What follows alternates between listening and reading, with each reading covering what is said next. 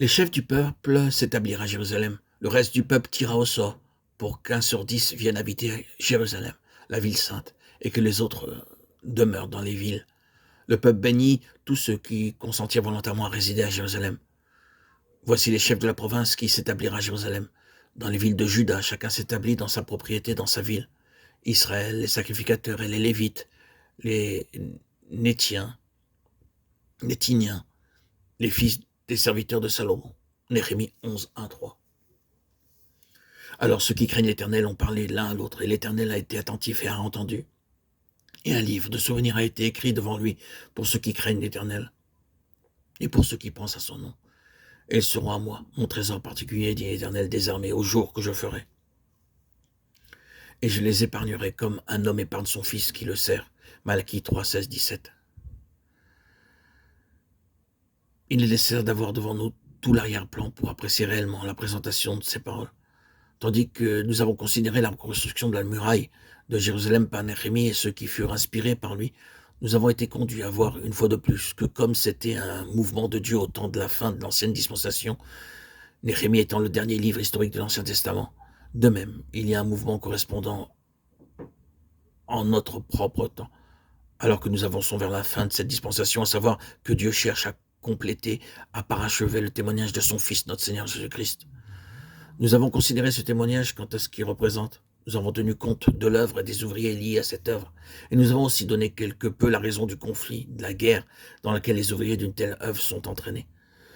Donc, en vue d'une parole brève et simple résultant des deux passages que nous venons d'entendre, rappelons que plus d'une fois au cours de ces messages, nous sommes souvenus que Néhémie et Malachie étaient contemporains et que ce que nous lisons dans le livre de Néhémie devait être mis en parallèle avec ce que nous trouvons dans les prophéties de Malachie.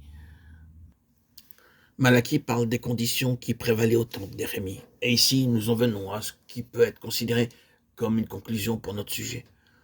Dans ce 11e chapitre du livre de Néhémie, il est fait mention d'une offrande particulière au Seigneur. Et dans Malachie 3, d'un trésor particulier du Seigneur. L'offrande particulière, comme vous le remarquez, n'était pas à présent une dîme de choses. La dîme matérielle a été traitée, mais voici la dîme d'un peuple, une dîme du peuple tout entier, la 10e partie de ceux qui étaient retournés et qui s'étaient engagés dans cette œuvre de reconstruction de la muraille. Et cette 10e partie devint une offrande volontaire particulière au Seigneur. Soulignons pour le moment cette question de la 10e partie, que nous l'aimions ou non, que nous soyons prêts à l'accepter ou non, le fait demeure. Il en a toujours été ainsi. Et aussi loin que vont les prévisions du Nouveau Testament, il y a seulement un petit nombre de personnes qui vont jusqu'au bout avec le Seigneur dans son plein dessein. Après tout, le criblage qui avait eu lieu, premièrement celui de Babylone lorsqu'une compagnie est revenue de captivité, et ensuite un second criblage lorsque quelques-uns en plus revinrent après ceci, nous nous trouvons ici à une espèce de criblage final. Alors que le nombre est encore davantage réduit, c'est seulement la 10e partie qui demeurera volontairement par leur propre choix à Jérusalem, juste la 10e partie. Il semble qu'ils correspondent à Malachie 3, 16, 17, cette compagnie qui craignait l'Éternel et pensait à son nom. Parce que vous remarquez que l'Écriture poursuit en disant, ils seront à moi, mon trésor particulier, dit l'Éternel, au jour que je ferai. Ils seront à moi, mon trésor particulier, dit l'Éternel des armées, au jour que je ferai, et il a fait un rapport officiel à leur sujet. L'Éternel a été attentif et a entendu, et un livre de souvenirs a été écrit. Un rapport officiel fut conservé.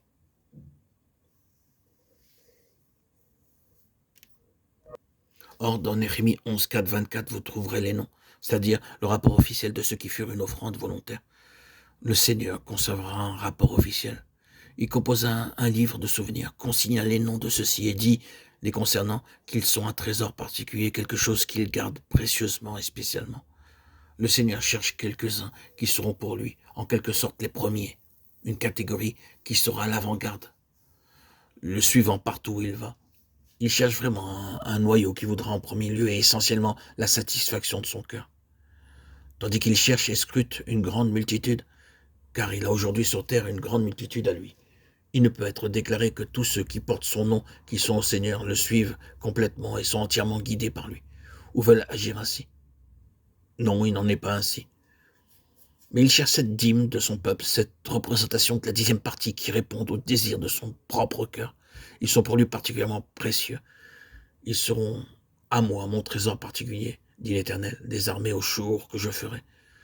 C'est là l'issue finale de cette question du témoignage complet qui ira volontairement jusqu'au bout avec le Seigneur, sans s'occuper de ce qu'il en coûte.